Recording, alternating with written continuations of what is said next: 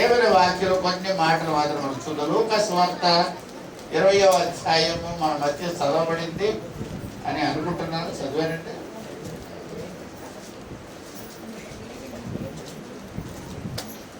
మీ అందరికీ తెలిసి ఈవేళ యేసు ప్రభు వారు జయ ప్రవేశము చేసిన శుభదినం. ఈ 40 రోజుల్లో జీసస్ యేసు ప్రభు వారు ఎందుకో యెరూషలేము వెళ్ళడానికి ఎక్కువ ఆసక్తి చూపించలేదు. హి was reluctant to go to Jerusalem all these 30 days.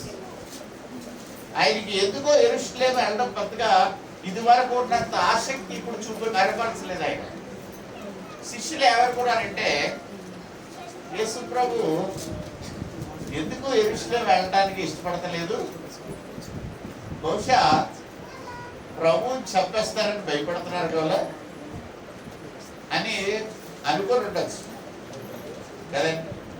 ఈ 30 days యొక్క ఇన్సిడెన్సెస్ మనం అన్ని జాగ్రత్తగా స్టడీ చేస్తే మనకు అర్థమయ్యేది ఏంటంటే Jesus was not very keen on going to Jerusalem. He was very reluctant, he was not willing to go. కానీ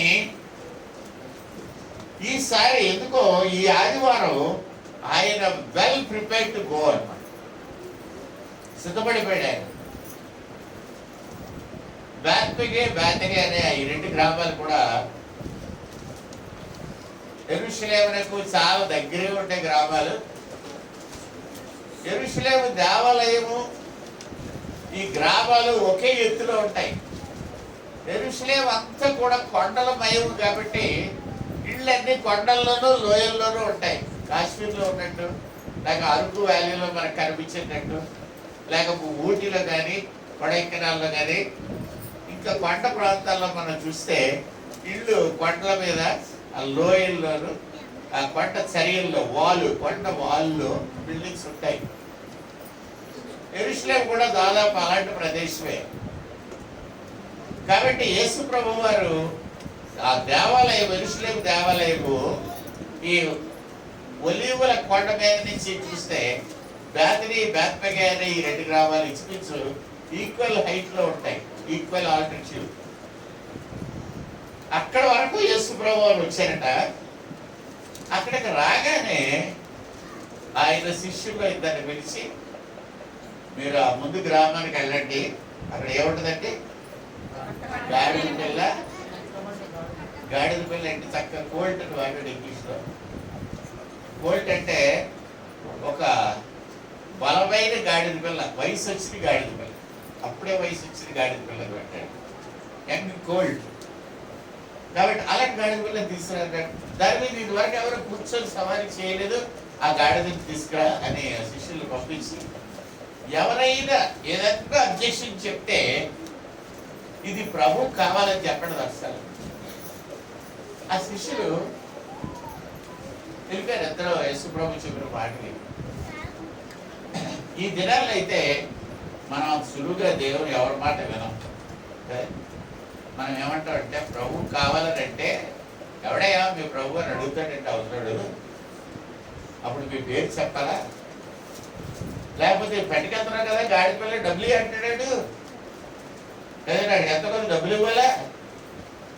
కాబట్టి మాకు కొంచెం అడ్వాన్స్ ఇవ్వండి, మేము వాడికి కొంత పే చేసి అంత పే చేస్తాం, వాళ్ళ దగ్గరకు వచ్చాక ఇస్కరియోతు దగ్గర బిల్లు పెట్టుకుంటాం అని అంటాం మనం కదా. మనకి అన్ని అనుమానాలే. కానీ యేసు ప్రభు శిష్యులు అనుమానస్తులు అంటే అనగానే అమాయకులు. ప్రభు చెప్తే వాళ్ళు వెళ్ళారు, గాడి పిల్లలు కనుగొన్నారు, కట్టేస్తే వస్తాయి కాబట్టి అడగలేదు, ఇప్పేస్తున్నారు. ఇప్పేస్తుంటే ఎవడొచ్చాడు, ఎవడాడు గాడి పిల్లలు ఇప్పుతున్నా ఉన్నాడు. అప్పుడు వీళ్ళిద్దరూ కొంచెం పిత్తరమోక వేసుకొని ఉంటారు. వెంటనే చెప్పారు, ఏమని, ఇది ప్రభువులకు కావలసి ఉన్నది చెప్పారంట. చెప్తే వాడు ఎవడని ప్రభు అని కానీ ఎంత డబ్బులు ఇస్తామని కానీ ఏమీ ప్రశ్న లేదు. పట్టుబడ్డారు. కాబట్టి గాడిద పిల్లలు తీసుకుని యేసు ప్రభువుని తెచ్చి యేసు ప్రభు గాడిద మీద కూర్చున్నాడు. కూర్చోకపోతే కొంతమంది ఏం చూస్తారంటే ఆ గాడి మీద బట్టలు వేస్తారు. అసలు గాడి మీద బట్టలు ఎందుకు వేస్తారంటే కదా దేనికి వేస్తారు గాడి మీద బట్టలు? గుర్రంకి జీవి కట్టడం అంటారు దానికి పెద్ద కదా, శాడిల్ అంటారు కదండి ఇంగ్లీష్లో, తోలుతో తయారు చేస్తుంది దాంట్లో కూర్చోడానికి. ఎందుకు చేస్తారంటే వేస్తారు. ఎందుకు చేస్తారు చెప్తారు. కొంతమందికి జంతువులు ముట్టుకోవడం ఇష్టం ఉండదు కదా, స్కిన్ ముట్టుకోవడం ఇష్టం ఉండదు. గాడిద వెంట్రుకలు రఫ్గా ఉంటాయి, గాడిద కూర్చుంటే గుచ్చుకుంటాయి మనకి. కాబట్టి బాగా ఒంటి కూడా అంతే, ఒంటి మీద కూర్చుంటే కొంచెం గుచ్చుకున్నట్టుగా ఉంటాయి మనకి. నేను కూడా ఐగుప్తు దేశంలో ఒంటె మీద సీనాయి పర్వతం ఎక్కవలసి వస్తే నాకు కూడా ఒక టైప్ ఆఫ్ ఎలర్జీ. గబుక్కుని ఒంటిని ముట్టుకోవడం కానీ, కుక్కలు ముట్టుకోవడం కానీ, మేకలు ముట్టుకోవడం, ఆవులు ముట్టుకోవడం, ఎలపల్లి నేను చేయను. ఎందుకంటే జంతువులు ఎక్కడ పడుకుంటాయో అక్కడ వేస్తే స్నానం చేయవు, ఏం చేయవు, అది కొంచెం ఇబ్బంది అనమాట నాకు. అందుకని జనరల్లీ డోంట్ టచ్. చిన్నప్పుడు బాగా బుద్ధిగా పెంచేవాడు, కానీ ఇప్పుడు అంత సులువుగా జంతువుల జోలికి వెళ్ళట్లేదు. ఎవరికి ఈ కరోనా వచ్చింది మరీ దూరం ఉంటుంది, అన్నిటికీ భయమే అదే. ఈ గాడిని కూడా రఫ్గా ఉంటుంది కాబట్టి దాని మీద ప్రభు ఒక్క నిమిషం ఆగు, నా తువ్వాలు వేస్తారు లేక నా పట్టు వేస్తారు అని ఎవరో ఒక శిష్యుడు ఎవరో ఒకరు గాడి మీద ఒక బట్ట పరిచారు. అందరూ కూడా చాలా మంది కలిసి ఉంటారు వెంటనే. కాబట్టి ప్రభు దాని మీద కూర్చున్నారు. ఏ ప్రదేశంలోకి అయితే ఆ గాడిద తీసుకొచ్చారో ఆ గాడిద మీద ప్రభువు ఎక్కి కూర్చోడానికి ఒక రాయి మీద కాలేసి ఆ గాడి మీద కూర్చున్నారు. మీరు ఒలీవల కొండ దగ్గరికి వెళ్తే ఇప్పటికీ కూడా ఆ రాయిని కూడా చూసి అప్పుడు మా యేసు ప్రభు కాలేసి రాయి అని ఆ రాయికి దండలు పెట్టి వాళ్ళందరూ మీకు కనబడతారు. యేసు ప్రభు అడిగేసిన రాయి 2000 సంవత్సరాల క్రితం నుంచి ఇప్పటి వరకు అక్కడ అలాగే ఉంటుంది. ఆ రాయి మీద ప్రభు కాలేసి గాడి మీద కూర్చున్నాడు కాబట్టి ఆ రాయిని చూడడానికి కూడా తీసుకెళ్తారు వాళ్ళు అక్కడికి. 3 డబ్బు ఖర్చు పెట్టి అంతా ప్రభు కాలేసి రాయి కొనడం దొరుకుతుంది. కాబట్టి ఆ రాయి మీద ఆయన కాలు పెట్టి గాడి మీద కూర్చునేసరికి అక్కడ ఆయనతో ఉన్న వాళ్ళందరూ కూడా ది గాట్ ఎక్సైటెడ్. సడన్లీ చాలా సంతోషం అయిపోయింది వాళ్ళందరికీ. సంతోషం అయిపోయి యేసు ప్రభుకి జై జై అని కొడుతున్నారు.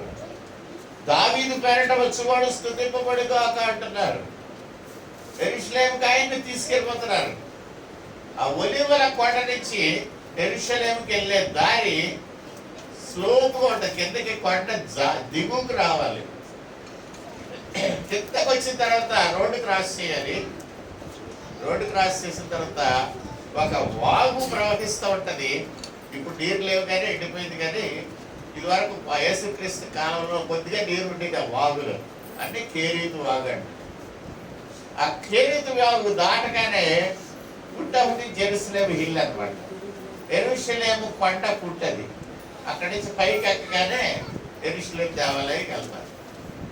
కాబట్టి యేసు ప్రభునే గాడిద పిల్ల మీద కిందకి డౌన్ దిగుతూ ఉన్న టైంలో కొంతమంది బట్టలు పరిచారు, కొంతమంది జై జై నినాదాలు చేశారు, కొంతమంది ఏం చేశారంటే ఆ చుట్టుపక్కల ఉన్న ఒలీవ చెట్ల కొమ్మలు విరిపారు కదండి. వాళ్ళు ఖర్జూరపు బట్టలు పట్టుకొని అని ప్రకటన గ్రంథంలో రాయబడింది. మనం కూడా దీన్ని బట్టలాది వారు అని పెడుతున్నాం. మనకు అవైలబుల్గా ఉన్న ఈత చెట్టు ఆకులు పట్టుకొచ్చి బంగారాయి గారు పట్టుకొచ్చి దానికి పువ్వులు ఇస్తే మనం పట్టుకెళ్తున్నాం.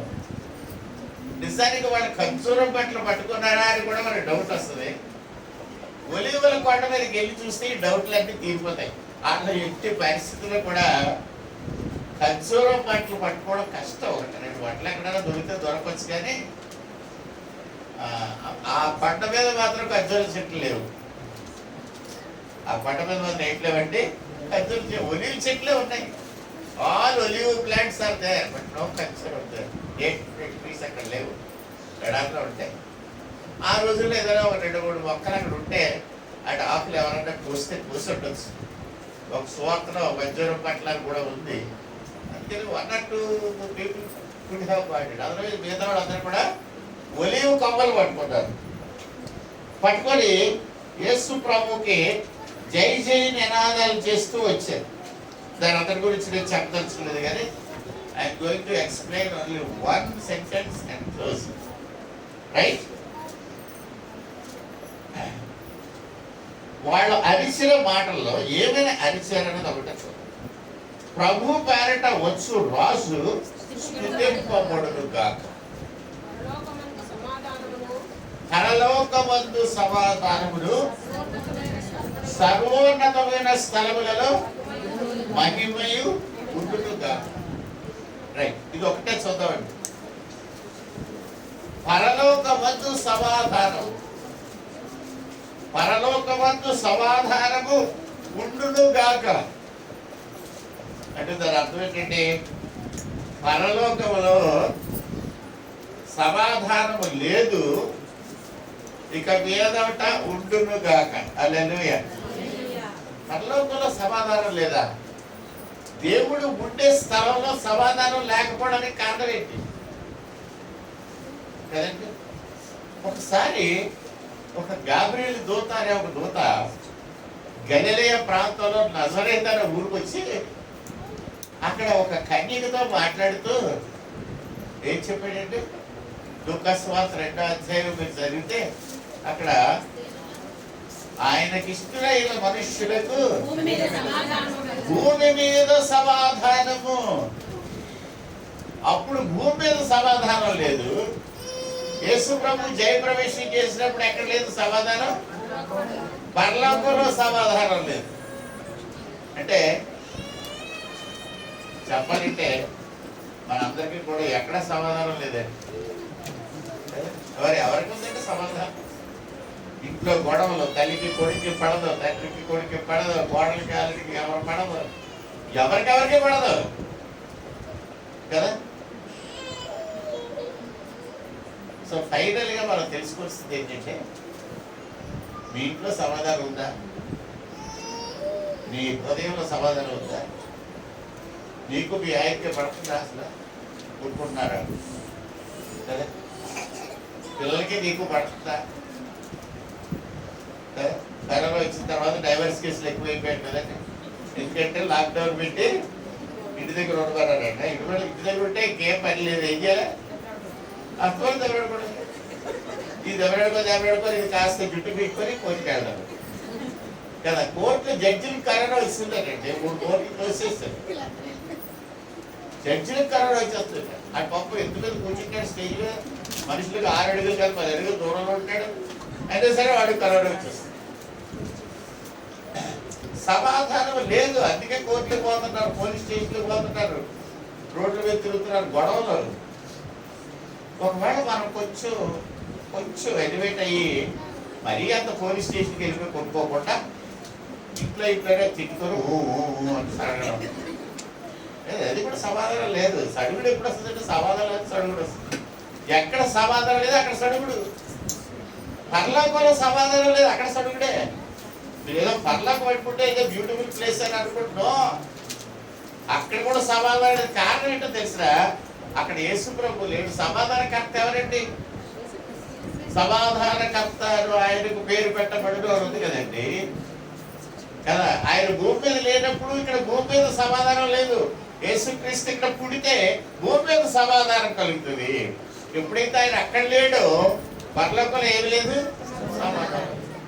మాస్టర్ గారు ఒక మాట చెప్తూ ఉంటారు. ఎవరంటే, దేవుడు ఆదాము అవ్వను చూసి పాపం చేస్తారా అంటే మాట వినకుండా ఆజ్ఞాతిక్రమం చేస్తారా బట్టి అవతలకన్నాడట. ఆదాము అవ్వ కూడా చట్ట పౌరుషవతులు. ఎందుకంటే తండ్రి పౌరుషం ఉంటే పిల్లలు పౌరుషం రాదా? పులికి పులి పిల్లే పుడుతుంది, కానీ పులికి కుక్క పిల్ల పుడుతుందంటే ఉంటదిగా.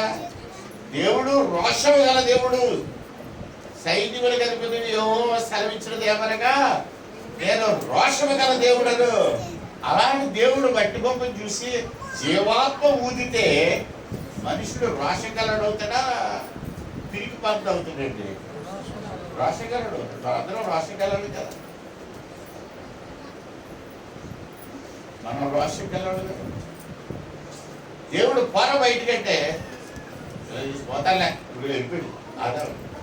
దేవుడు ఎవరు కూడా అంటే తాతా నిన్ను వదలతాను, ఇక్కడే ఉంటాను, తోటలోకి పంపనకు, ఇక్కడి నుంచి పోతే నేను ఎక్కడ బతకగలను అని ఎడుతున్నాడు. ఎలా ఎడుతాడంటే ఆదాము కదా, అలా మీరు అలా ఏడ్చారా, పోరా ఇంట్లో వచ్చి అన్నాడు అనుకుంటే మీరు ఏమంటారు మీరు? బతకలేని అనుకున్నావా? నాకు బీటెక్ అవుతా అన్నీ ఉన్నాయి కదండి. ఇంకా కోపం వస్తే టీ కోట పెట్టుకొని బతికేస్తాను. నేను మోడీ బతకలేదా? అదే మోడీ ఏం చేశాడంట, టీ కోట పెట్టి బతికేసాడంట. ఇప్పుడు అందుకని ఏమంటున్నారు, విడాకులు ఇస్తావా? ఇచ్చే విడాకులు ఇస్తావు మేమా, టీ కోట పెట్టి బతికేస్తారా అనే భార్య లేరా? ఉన్నారంటే చేతులు ఎత్తారు, అది చేతులు ఎత్తారు. కానీ పౌరుషం అనేది దేవుడిలో నుంచే మనకు వచ్చింది. ఆయన రోషము గల దేవుడు, ఆదాము రోషము గలవాడు. పొర బయటికి అంటాడు దేవుడు పాపంలో అనగానే ఆదాము అప్పస ఈటుకనే అలా ఇద్దరు వెళ్ళిపోతాం అనుకొని ఇద్దరికి పెట్టు. ఆశ్రమ టైగర్ చెప్పారు, ఆదాము ఏదేను వనంలో నుంచి బయటకు పోతే వాళ్ళతో పాటు తండ్రి అయిన దేవుని హృదయము కూడా వెళ్ళిపోయింది. God's heart also went along with Adam and Eve. God could not enjoy that garden. Eden వనంలో దేవుడు సంతోషంగా హ్యాపీగా ఉండలేడు. ఎందుకంటే ఏ మొక్క చూసినా అయ్యో ఆదాయం ఉండేవాడు, ఈ మొక్కకి లిల్లీ అని పేరు పెట్టాడు, ఈ మొక్కకు రోజ్ అని పేరు పెట్టాడు. ఆదాం ఇక్కడే ఆదాబాబు రాత్రి లాస్ట్ డే ఇక్కడికే వచ్చి కూర్చున్నారు నా దగ్గర అని. God has to remember every event. ఆయన మనసులో శాంతి లేదు. నా కొడుకు వెళ్ళిపోయినా కొడుకు వెళ్ళిపోయింది గోల. చాలా మంది తల్లిదండ్రులైతే వాళ్ళ కొడుకులు కానీ దూరం అయిపోతే చాలా బాధపడుతున్నారు. కొడుకులు బాధపడరు, మనే హరికాసులు గుర్తొస్తుంది అని అనుకుంటారు తప్ప తండ్రి ఎంత బాధపడతాడో కొడుక్కి అర్థం కాదు. ఆడి కొడుకు పుట్టే వరకు, ఆడి కొడుకు పుట్టిన తర్వాత తెలుస్తుంది అబ్బో ఎంత ప్రేమ ఉంటుందో ఆ కొడుకు. కాబట్టి ఆదాము తండ్రిని వదిలిసిపోయాడు. తండ్రి హృదయంలో కూడా సమాధానం లేదు. ఇప్పుడు తండ్రి యేసు ప్రభుని లోకానికి పంపించాడు. యేసు ప్రభు శిలువ మీద త్యాగం చేయడానికి యెరూషలేము వెళ్ళిపోతున్నాడు. అప్పుడు పిల్లలు అరుస్తున్నారు ఇక్కడి నుంచి, the peace that used to be there in heaven is no more there. ఆ సమాధాన కర్త ఇక్కడికి వచ్చాడు. కాబట్టి అక్కడ సమాధానం లేదు, అక్కడ సమాధానం కలుగును గాక, అక్కడ కూడా సమాధానం కలుగును గాక అని వస్తున్నాడు. పిల్లలు పిచ్చికేకలు వేయట్లేదు కదా. శాస్త్రులు పరిచయాలు ఏమనుకున్నారంటే ఏసే దగ్గరికి వచ్చి, ప్రభా ఏంటంటే ఇలా కేకలేస్తున్నారు, ఆగమని చెప్పు కదండి. చాలాసార్లు మనం కూడా ఒక్కొక్కసారి టీచర్ దగ్గరికి వెళ్ళి, టీచర్ వాళ్ళందరూ కాల్ చేస్తున్నారు రానంతా చెప్పండి అని ఒక స్టూడెంట్ వెళ్ళి టీచర్కి కంప్లైంట్ ఇస్తాడు. అప్పుడు టీచర్ అంటాడు, నాకు తెలుసులారా ఏం చేయాలో, నువ్వు ఊరికి అక్కడ కూర్చోముందు తెలియదు రావు కదా. చాలాసార్లు ఇంట్లో ఒకళ్ళు వెళ్ళి, నాన్నగారండి ఇంట్లో వాళ్ళందరూ ఇలా పాడి పని చేస్తున్నారండి, మీరు వెళ్ళి అందించండి అని అంటారు. నానే అంటారు, చూడే అమ్మా అంటే ఎంజాయ్ చేస్తారు కదా. ఒక్కొక్కసారి చాలాసార్లు we don't take complaints, we take them as compliments. Right. ఈ పిల్లలు ఏమని అడిగితే పిక్చర్ కాదు, పరలోకమందు సమాధానమును సర్వోన్నతమైన స్థలములలో మహిమయు ఉండును అని కేకలేస్తారు. వాళ్ళందరూ వచ్చి నీ శిష్యులు ఇలా అరుస్తున్నారు, ఈ పిల్లలందరూ అరుస్తున్నారు, ఆగమని చెప్పంటే ఏసీ ఏం చెప్పాడు తెలుసునండి, వీళ్ళ వాడేస్తే ఊరకుండేది ఏడలా ఈ రాళ్ళు కేకలు వేయదు.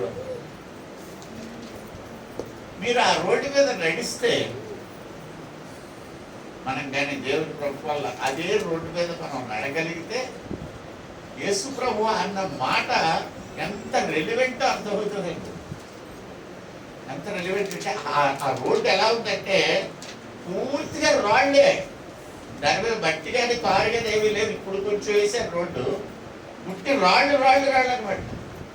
అందుకని గాడిద మాత్రం దాని మీద నడిచి వచ్చేస్తుంది. అప్పుడు ఏసీ చెప్తున్నాడు, ఈ రాళ్ళు అంటే there are plenty of stones. ఆ రాళ్ళు అన్ని క్యాపిటలైజ్ చేయంటే మనం అక్కడ నిలబడే వస్తుంది. ప్రభు చెప్పడు, ఆడు మానేమని నేను చెప్తే ఇంక రాళ్ళు కూడా అరుస్తానబ్బాయి. ఈ రాళ్ళు అరిసేది ఏంటి అన్నది నువ్వు ఆలోచించట్లేదు. ఇలా అరుస్తున్నారనే నువ్వు ఆలోచిస్తున్నావు తప్ప వాట్ ఆర్ దే షౌటింగ్ అని నువ్వు అర్థం చేసుకోవట్లేదు. వాళ్ళు ఏమరుస్తున్నారు? ఏదైతే పరలోకరుడి భూమి మీదకి వచ్చిందో దాని గురించి అక్కడ సమాధానం లేదు. తండ్రి హృదయంలో సమాధానం లేదు. ఆదాం వెళ్ళిపోయిన దగ్గర నుంచి సమాధానం లేదు తండ్రి హృదయంలో. ఏమంత మరి? నా చిన్న కొడుకుని పంపించి నా పెద్ద కొడుకుని ఇంటికి తెచ్చుకోవాలా? హల్లెలూయా. నా యేసయ్యను పంపించి నా ఆదాము డైరెక్ట్ తెచ్చుకోవాలా? I want to send my only begotten son so that I will get my adopted son. నేను నా స్వహస్తాలతో చేసుకున్న నా కొడుకుని తిరిగి నేను సంపాదించుకునే వరకు I cannot have any peace in my mind. అందుకే దేవుడు తన ఏకైక కుమారుడిని లోకానికి పంపించి మానవాళి కొరకు 5 రక్తం కాల్చి చెప్పాడు. హల్లెలూయా. ఆయన రక్తంలో మనకు విమోచన, పాప క్షమాపణ, నిత్య జీవం అన్ని ఇచ్చాడు. మనకేమిచ్చాడండి? క్రీస్తు రక్తంలో పాప క్షమాపణ. ఎప్పుడైతే పాపం క్షమించబడ్డా మనం ఏమవుతాం? పరిశుద్ధులు అవుతాం. పాపం వల్ల వచ్చి జీతం మరణం. మనకు పాపం లేదు, మరణం లేదు. ఏమొచ్చింది? నిత్య జీవం. ఎక్కడ వచ్చింది? నిత్య జీవం. పరలోకంలోకి రాగానే తండ్రి ఏమైపోయాడు? ఆయన మనతో సమాధానం పడిపోయాడు. యేసు ప్రభు ఏమైపోయాడు? ఆయన పునరుద్ధరణే తండ్రి దగ్గరికి వెళ్ళిపోయాడు. రక్షించిన క్రీస్తు అక్కడే ఉన్నాడు. పాపం చేసి పడిపోయిన మనం అక్కడికి వెళ్ళిపోయాం. నిత్య జీవంలో ఉన్నాం. తండ్రి మనతో ఉన్నాడు. మన ముగ్గురికి కూడా పరిశుద్ధాత్ముడు ఉన్నాడు తోడుగా. ఇప్పుడు మనకి వీఆర్ అట్ పీస్. సమాధానం మనకి కలిగింది. హల్లెలూయా. దేవుడు లేకపోతే హృదయంలో అసమాధానం. యేసుక్రీస్తు లేకపోతే నీ హృదయంలో సమాధానం లేదు. పరిశుద్ధాత్ముడు లేకపోతే నీ హృదయంలో సమాధానం లేదు. ఎందుకు హృదయంలో సమాధానం లేదు? ఎందుకు పోలీస్ స్టేషన్కి వెళ్తున్నావు? ఎందుకు కోర్టుకి వెళ్తున్నావు అంటే సమాధానం లేక. కోర్టులో నీకు సమాధానం దొరకదు. నేను 3 సంవత్సరాలు బిఎల్ చదివాను, 3 సంవత్సరాలు ఎంఎల్ చదివాను. 6 సంవత్సరాలు నా జీవితం అంతా కూడా కోర్టులు ఏమి ఇవ్వగలవు మనకి? What can the court do to us? What can the advocates do to us? What can the police do to us? మనకి ఏమి చేయగలరు? రక్షణ సంస్థ ఏమైనా చేయగలదా? లీగల్ వ్యవహార సంస్థ ఏమైనా చేయగలదా? చట్టపరంగా అన్ని ఆలోచించి నేను నేర్చుకున్న సత్యం, మాస్టర్స్ డిగ్రీ నాకు వచ్చిన తర్వాత నేను నేర్చుకున్నది ఏంటి తెలుసునండి? The court can do nothing. భార్య భర్తలు ఇడిపోతామంటే వాళ్ళకి కలపగలిగే శక్తి కోర్టుకి లేదు. అదే ఒకళ్ళొకళ్ళు పొడుచుకు చచ్చిపోతే వాళ్ళు బతికించగలిగే శక్తి కోర్టుకి లేదు. ఉరేసేసే శక్తి ఒకటే ఉంది. అదే ఎవరన్నా పేక తీసేయడం తప్ప బతికించడం లేదు. సమాధానం ఎక్కడి నుంచి వస్తుంది? There is no peace at all. సమాధానం లేదు. పరలోకంలో లేదు, భూమి మీద లేదు. యేసు ప్రభు పుట్టినప్పుడు దేవదూత చెప్పాడు, సర్వోన్నతమైన స్థలములలో దేవునికి మహిమయు, ఆయన ఇష్టులైన ప్రజలకు భూమి మీద సమాధానం. Peace be at you those people who are at peace with God. దేవునితో సమాధానం పెడితే భూమికి సమాధానం. రైట్. సమాధానం 2 ఇక్కడ పక్కన పెట్టేది. అక్కడ ఇక్కడ కూడా ఇంకొక మాట కామన్ గా ఉంది. ఏంటంటే సర్వోన్నతమైన స్థలంలో మహిమ. మీకు చాలాసార్లు చెప్పాను ఏది సర్వోన్నతమైన స్థలము అనేసి. ఒకసారి మా మాస్టర్ గారు అడిగారు, మరి what can you think is the highest thing అని అడిగారు. హైయెస్ట్ థింగ్ అంటే తాటి చాలా ఎత్తుగా ఉంటుందండి. అప్పుడు మాస్టర్ గారు అడిగారు, తాటి చెట్టు కంటే ఎత్తే దేవ లేదా అని. అంటే ఉన్నదండి. ఏంటి? కొండ. కొండకి చాలా ఎత్తుగా ఉంటుంది. అంతకంటే కొండ కంటే ఎత్తుకున్నది ఏమి లేదా? ఇంకో కొరడు ఆలోచిస్తూ ఉన్నదండి. మేఘం. మేఘం కంటే ఎత్తైంది ఏమి లేదా? ఉన్నదండి. నక్షత్రాలు. నక్షత్రాల కంటే ఉన్నతమే దేవత. సండే స్కూల్ కొరడు చెప్పాడు. పరలోకం. రైట్. పరలోకం ఎత్తైన స్థలం.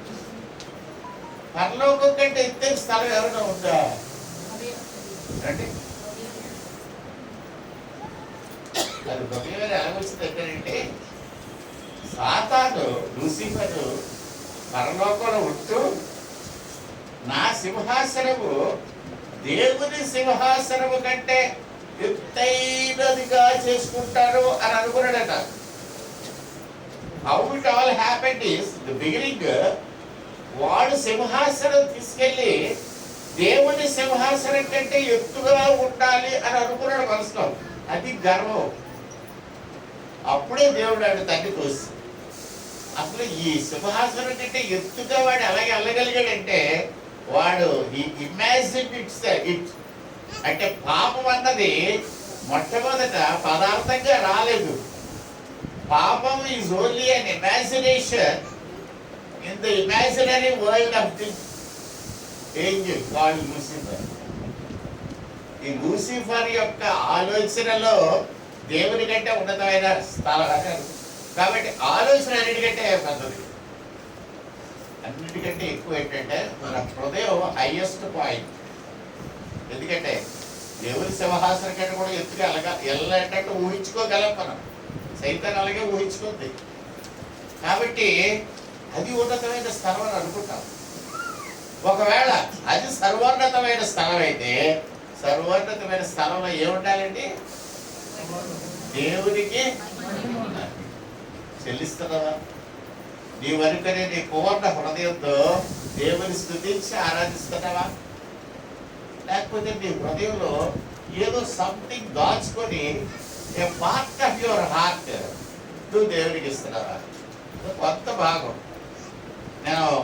నేను ఉద్యోగాలు చేసే రోజుల్లో బ్యాంక్లో నేను అడివాడిని, bank is not my the primary job of mind. ఇది ఒకటే జాబ్ కాదు నాకు. Bank is only a part of my life. ఏదో ఉదయం 10 గంటల 5 గంటల మూట కట్టి వచ్చేదే.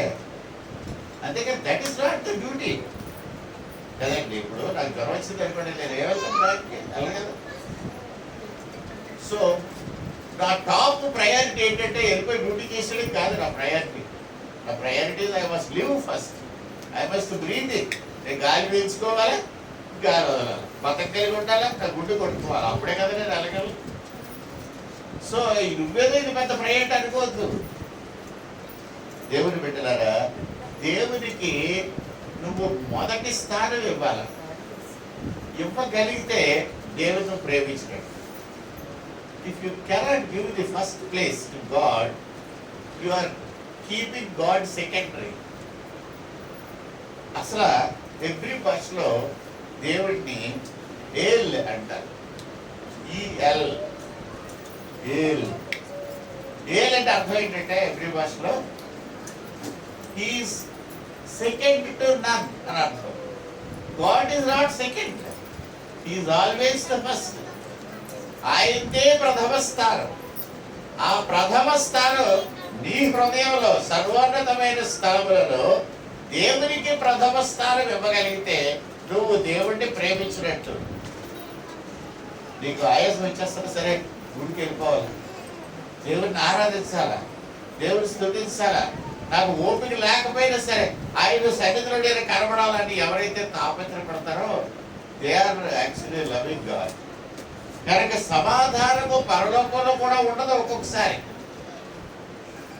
అందుకని కుర్రాళ్ళు ఏదో కప్పలు పట్టుకొని ప్రభు గారి కథలా గాడి గారి కథలా ఎక్సైట్ అయిపోయి ఏదో కేకలు వేసేస్తున్నారు అని అనుకుంటారు. కానీ అవి పిచ్చి కేకలు కాదండి. ఎందుకు అవి పిచ్చి కేకలు కాదు అని రుజువు ఏంటి అని అడిగితే నేను ఏం చెప్తానంటే, జకరియా అనే గ్రంథం ఒక ప్రవక్త రాశాడు. ఆ ప్రవక్త 9వ అధ్యాయం 9వ వచనంలో ఎప్పుడో కొన్ని వందల సంవత్సరాలకు పూర్వం ఏమని రాశాడంటే, రక్షకుడు గాడిద పిల్ల మీద కూర్చొని యెరూషలేము దగ్గరికి వస్తాడు. చూస్తున్నారా? తీసుకురాలంటే సియోను నివాసులారా బహుగా సంతోషించుడి. యెరూషలేము నివాసులారా ఉల్లాసముగా ఉండుడి. ఉల్లాసముగా ఉండుడి. నీ రాజు నీతిపరుడును రక్షణ కలవాడును ఈనుడై గాడిద పిల్లను ఎక్కి నీ అందరూ వచ్చేస్తున్నాడు. ఎఫ్రాయిములో రథములను కూడా చేసేదను, యెరూషలేములో గుర్రములు యుద్ధపు విల్లు లేకుండా పోవును. నీ రాజు సమాధాన వార్త అన్యజనులకు తెలియచేయును. అదే సువార్త. ఈ సమాధాన సువార్త మనం తెలియపరుస్తున్నాం. ఏం చెప్తున్నాం మనం? యేసు ప్రభువుని నమ్ముకునడం వలన నీవు నీతిమంతుడిగా తీర్చబడతావు. నేను ఏం చెప్పాను కుమారి వాళ్ళ ఇంటి దగ్గర? నీతి క్రియలు చేయడం వల్ల నీతిమంతుడు అనిపించుకోవు. యెషయా గ్రంథం ఏం చెప్తుందంటే, మీ నీతి క్రియలు దేవుని దృష్టిలో మురికి గుడ్డల వలె ఉన్నాయి. కాబట్టి దానివల్ల నీకు రక్షణ లేదు. మరి దేని వల్ల రక్షణ ఉంది? విశ్వాసము వలన కృపచేతనే మీరు రక్షింపబడితిరి. ఎఫెసీ పత్రిక ఏం చెప్తుందంటే, it is the grace of God కదండి, through faith you are saved. కాబట్టి గర్వకారణం లేదు. సమాధాన సువార్త చెప్పేటప్పుడు గర్వించడానికి కారణం లేదు. ఎందుకంటే కృపచేత మీరు రక్షింపబడ్డారు, మీకు కలిగిన విశ్వాసం ద్వారా. ఇందాక నేను బాప్తిస్మం కుండీలో అడిగినప్పుడు ప్రశ్నలు, వేరు ప్రభు అయిన యేసుక్రీస్తును మీ స్వకీయ రక్షకుడిగా అంగీకరిస్తున్నారంటే వాళ్ళు ఇరువురు కూడా ఎస్ అంగీకరిస్తున్నారు. అది చాలు. That simple word is enough. యేసు ప్రభు ఒక రోజుని ఒక చిన్న పారబుల్ చెప్పిన కథ చెప్పిన తర్వాత ఆయన ఎవరంటే, నీ నోటి మాట వలన నీకు తీర్పు జరుగుతాడు. మనం కోర్టుకి వెళ్తే ఆయన ఏం చెప్తాడంటే, నీ క్రియల వలన నీకు తీర్పు చెప్తున్నాను అంటాడు. లేకపోతే ఇంకో కూడా అంటాడు, ఏమంటాడంటే, రుజువు చేయబడిన నీ క్రియల వలన నీకు ఇవ్వబడిన శిక్ష ఇది అని ఉంటుంది. The acts of yours which were proved as evidence in the court of law. ఇక్కడ అలా చెప్పలేదు క్రీస్తు. యేసయ్య అయినాడు నీ క్రియల వల్ల అంటలేదు, నీ మాట వలన నీకు తీర్పు తీర్చబడదు. ఒక రాజు ఒక ఆయనకి 10 రూపాయలు ఇచ్చాడట, వాడికి 5 రూపాయలు ఇచ్చాడు, వాడు 2 రూపాయలు ఇచ్చాడు. వెళ్ళి వ్యాపారం చేయండి నాకు. 10 రూపాయలు ఇచ్చాడు, పెట్టుకెళ్ళి దాన్ని వ్యాపారం చేసి 20 రూపాయలు తీసాడు. 5 రూపాయలు పెట్టుకెళ్ళాడు, 10 రూపాయలు చేశాడు. 2 రూపాయలు పెట్టుకెళ్ళాడు, ఏం చేశాడంటే రూపాయలు పెట్టి దాచాడంట. రైట్? ఆయన వచ్చి అడిగాడు, ఏదైనా వ్యాపారం చేశారా అనేసి. 10 రూపాయలు ఇచ్చినోడు 10కి 10 సంపాదించారంటే అయ్యా అని 20 చూపించాడు. 5 రూపాయలు పట్టుకెళ్ళినాడు 5 కలిసి సంపాదించారా అని 10 రూపాయలు చూపించాడు. ఈ 2 రూపాయలు పట్టుకెళ్ళినాడు ఎవరంటే, నీవు కఠినుడు అయిన చెడ్డవాడవని కదా, నువ్వు పెట్టని చోట తీయవాడును, విత్తని చోట కోయేవాడును అయిన కఠినుడు అని ఎరిగి నేను 2 రూపాయలు దాచిపెట్టాను. అప్పుడు రాజు ఎవరికి తెలుసా? ఏంటన్నావు? నేను పెట్టని చోట తీసేవాడినా అంటే ఏంటని అర్థం? నువ్వు పెట్టదు, నువ్వు తీస్తే నువ్వు ఏమనాలా చెప్పండి. ఇది మీరు ఇక్కడ పెట్టలేదండి కానీ తీసారండి, అప్పుడు మీరు మరి ఏమనాలా? దొంగ అంటున్నాడు. విత్తని చోట కోయేవాడు ఎవడు? విత్తని చోట కోయేవాడు ఎవడండి? పక్క పొలంలో పోసేస్తాడు అనమాట. వెళ్ళి ఎవడో వంకాయ చెట్లు వేసుకుంటే ఇటు పీకెళ్ళిపోతున్నాడు కదండి. అందుకే కాయగూరలు దొంగతనం చేసినాడు పుట్టగదులు ఉండవు అంటారు కదా, అంటారు. మీకు తెలుసా? తెలియదా? గుబుడికాయలు అయ్యి కాసిస్తే పొలంలో ఎవడు తెప్పుకెళ్ళాడు. ఎందుకు తెప్పుకెళ్ళాడు? పల్లెటూరులో సాగుతుంది, రే గుబుడికాయ గారు పట్టుకెళ్తే ఏమవుద్ది? పుట్టగదులు ఉండవు అంట. ఒక్కసారి మనవాడు కూడా అంటారు, గుబుడికాయ తొంగంటే రోజు గుబుడికాయలు పట్టుకున్నాడు కదా. దేవుని బిడ్డలారా, జ్ఞాపకం పెట్టుకుని నీ నోటి మాటను బట్టి నీ సాక్షి. ఈ రాజు ఏమంటాడంటే, నువ్వు 2 రూపాయలు బిజినెస్ చేయలేదంటే శిక్ష కాదు, నీ శిక్ష ఎందుకంటే నన్ను దొంగంటావా నువ్వు, అందుకని నీ చేతులు కాళ్ళు కట్టేసి బయటపడేసి. దేవుని బిడ్డలారా జ్ఞాపకం పెట్టుకోండి, ఈ పిల్లలు అరిచే కేకలు పిచ్చి కేకలు కాదు, ప్రవక్త చెప్పిన కేకలే వీళ్ళు అరిచారు. యేసు ప్రభువుని తీసుకెళ్తున్నప్పుడు వాళ్ళు అనుకోకుండా అరిచింది ఏంటంటే పరలోకంలో కూడా సమాధానం లేదని అరిచారు. ఎందుకు లేదంటే సమాధానకర్త అని పేరు పెట్టబడిన యేసుక్రీస్తు ప్రభు అక్కడ లేడు. మీ ఇంట్లో గొడవలు అయిపోతున్నాయంటే దానికి కారణం ఏంటి చెప్పంటారా? యేసు ప్రభు మీ ఇంట్లో లేడు. మీరు కోర్టుకి వెళ్తున్నారంటే దానికి కారణం ఏంటి చెప్పంటారా? యేసు ప్రభు మీ హృదయంలో లేడు. చర్చిలో తగులు అయిపోతున్నాయి అనుకోండి, కారణం ఏంటి తెలుసురా? ప్రభు లేడు. అందుకే మనం పొట్టు చచ్చిపోతాం కదా. ఏ విషయంలో అయినా సరే మనకి సమాధానం లేదు అంటే మీరు తెలుసుకోవాల్సిన ఒకే ఒక సత్యం ఏంటంటే the presence of Christ is missing. క్రీస్తు యొక్క సన్నిధి అక్కడ లేదు. నీ హృదయంలో వేదన ఉంది, సమాధానం లేదంటే నీ హృదయంలో క్రీస్తు ఉంటేగా సమాధానం ఉండడానికి. సమాధానకర్త యొక్క అధిపతి అని ఆయనకు పేరు పెట్టబడదు, ఆయనే నీ సమాధానం. ఈ దినాన్ని మీరు ప్రార్థన చేసుకోండి, ప్రభువా నా కుటుంబంలో సమాధానం లేదు, నువ్వు వచ్చినట్టయితే నాకు సమాధానం కలుగు. నా హృదయంలో సమాధానం లేదు, యూ ప్లీజ్ కమ్, నా హృదయంలో సమాధానం కలుగు. మీరు ప్రార్థన చేసుకోండి, దేవుడు మీకు సమాధానం ఇచ్చింది కాక. జయప్రవేశం చేసిన ప్రభు మీ హృదయంలో కూడా జయప్రవేశం చేయడు కాక. తల వచ్చంటే ప్రార్థన చేసుకోవాలి. ప్రేమ గల మా ప్రియ ప్రభు వారికి స్తోత్రాలు. ఆయన సమాధానం నీవు కర్తవి, నువ్వు ఎక్కడుంటే అక్కడ సమాధానం ఉంటుంది. Even though you are named as a symbol of controversy, you are the Prince of Peace, who gives us the joy and enjoyment. We commit ourselves into thy holy hands, Father. ప్రభు ఈ దినాన్ని మా సంఘాన్ని మా బిడ్డలు నీ చేతులు చెప్పు. నీ దీవెన ఆశీర్వాదాలు అనుగ్రహించు.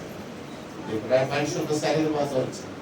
మా హృదయంలో సమాధానం, గృహంలో సమాధానం, మా వీధిలో సమాధానం, మా గ్రామంలో సమాధానం, మా దేశంలో సమాధానం, ప్రపంచంలో సమాధానం, సమాధానానికి కర్తమైన దేవ అనుగ్రహించమని ప్రార్థిస్తున్నాం.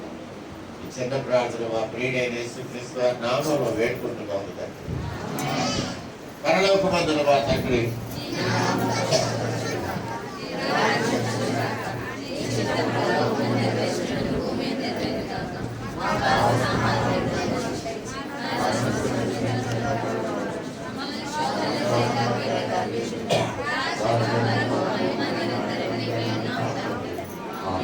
మన తండ్రి అయిన దేవుని నుండి, రక్షకుడైన క్రీస్తు ప్రభు నుండి, పరిశుద్ధాత్మ దేవుని నుండి దేవుని ఆశీర్వాదం కాదు కుడువని మనకు మన ప్రియులందరికీ సంపూర్ణముగా కలిగి చేరుగాక.